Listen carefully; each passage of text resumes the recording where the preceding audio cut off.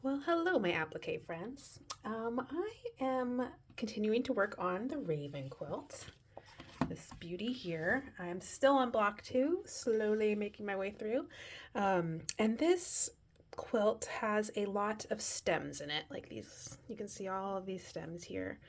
And I decided that I would try to make it easy on myself and do them all in the same fabric. I have a half yard. We'll see if it gets me through the whole quilt. I'm not going to stress it too much. I can use another fabric that's a similar in color if necessary. But this is the fabric I'm using to make the stems. And I needed to make some more bias binding to use for the stems. And so I thought, you know what, I'm just going to make a quick video to show you how I do that. I've made one other applique quilt in the past, and that was Midnight Silhouette by Blackbird Designs, and that also called for a lot of stems because the borders are vines. And both of these patterns, Blackbird Designs has you use a bias tape maker and make bias binding and use that as the stems. And that makes it easier to curve them around like you see here.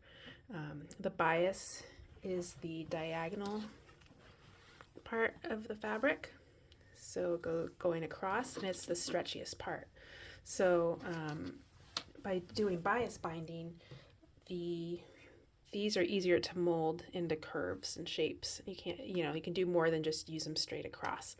So that's the idea of why. I noticed in Blackbird Designs quilt patterns, they almost always have you use bias binding for their stems, sometimes for the legs of the birds and that kind of thing. I don't know if that's common across most quilts, but even if it's not in a pattern, you could do it that way. I think when I first started my last applique quilt, I was a little intimidated by the idea of bias binding. It ends up it's very simple, and so I thought that I would just go ahead and show you how I do it, just to encourage you to try it for yourself if you haven't yet. This is a very informal video. I was just about to do this for myself and decided I would record it, so please forgive me for any mistakes, because once I cut the fabric, it's cut. So because I'm only using, since I'm using this piece, it wouldn't, I got one go at it. So let's see, the lighting is not great right now, but that's okay. I don't think it's necessary to get color across for this video. So I'm going to cut my selvage off of this piece.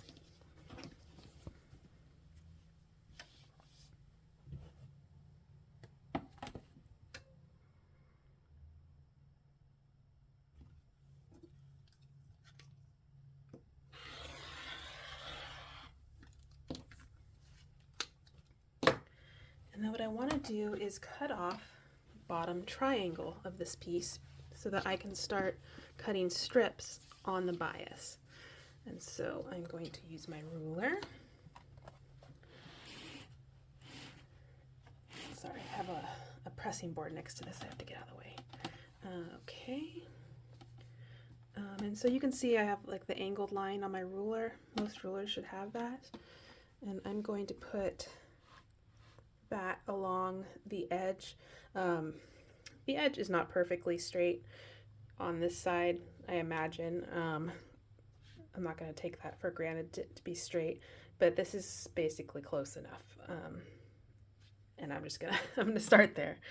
I kind of the queen of close enough. That's probably why I don't do a lot of small piecing quilts. Maybe one day I'll get better at that. All right, so I am just going to cut that angle now. So the beauty of this now is that I can just do straight cuts, right? And they're going to be on the bias. So this pattern, these stems are call for a 1/4 inch bias binding. I use a clover bias maker. This is what the 1/4 inch one looks like. This is what it looks like in the package. I sell these in my Etsy shop, Hillside Rookery, but you can also get them at Joann's. Okay, so let's see here. Okay, yeah, so I was just telling you what I make them with. Make it with that. So 1/4 inch bias tape maker. So what I do is, let me show you. This is going to go, the fabric's going to go through the bias tape maker and fold the edges under. So I need more fabric than a 1/4 inch. So I cut 1/2 inch strips on the bias, and those are what I run through my bias tape maker in order to make 1/4 inch bias stems.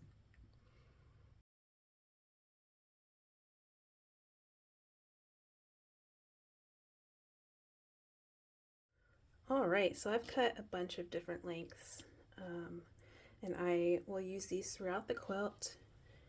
And some are long, some are shorter. If you need something super long, let's see, I'm trying to think.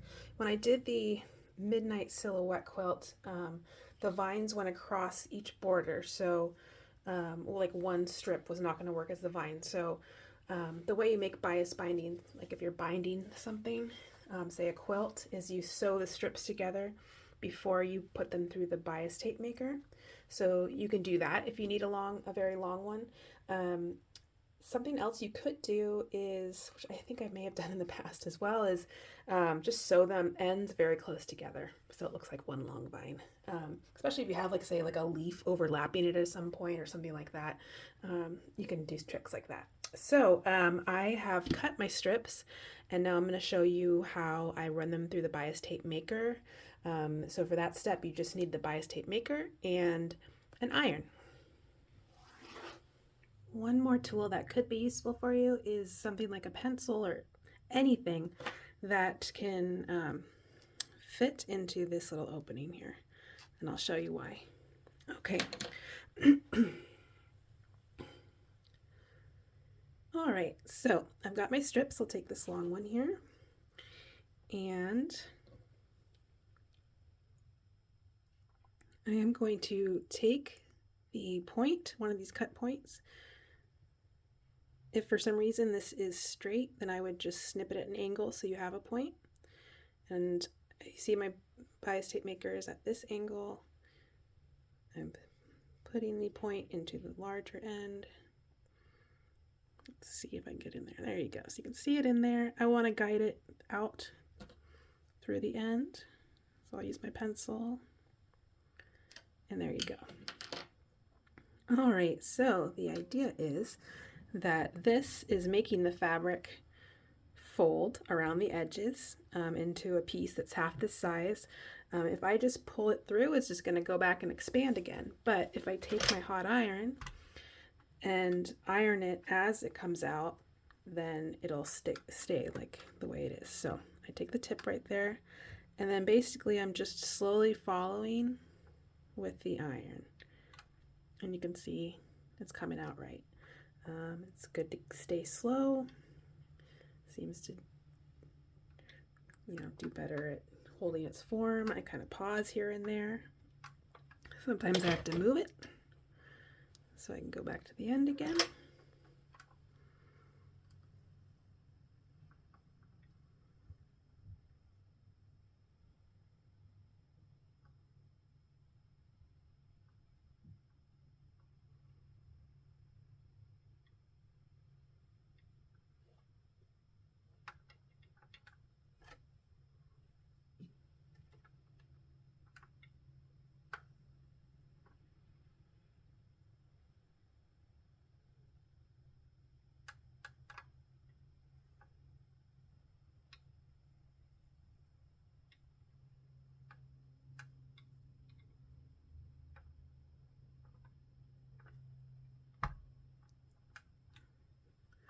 All right, so that's it. That's all it takes.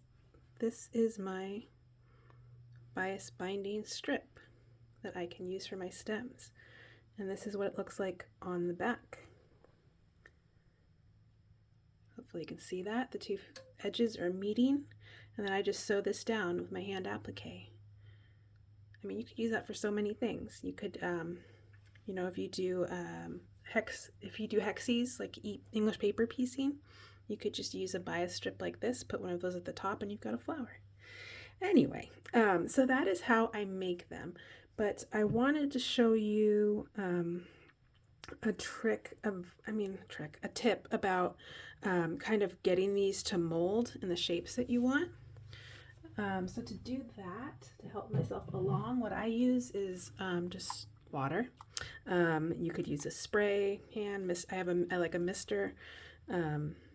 And if you just like kind of wet the fabric a little, and then use your iron, and then iron it as it's still wet and get it into whatever kind of shape you want. Say I needed like a handle for a basket. I could do that. Cut my strip there, and now I've got that nice curved piece. So it helps kind of hold its shape like that.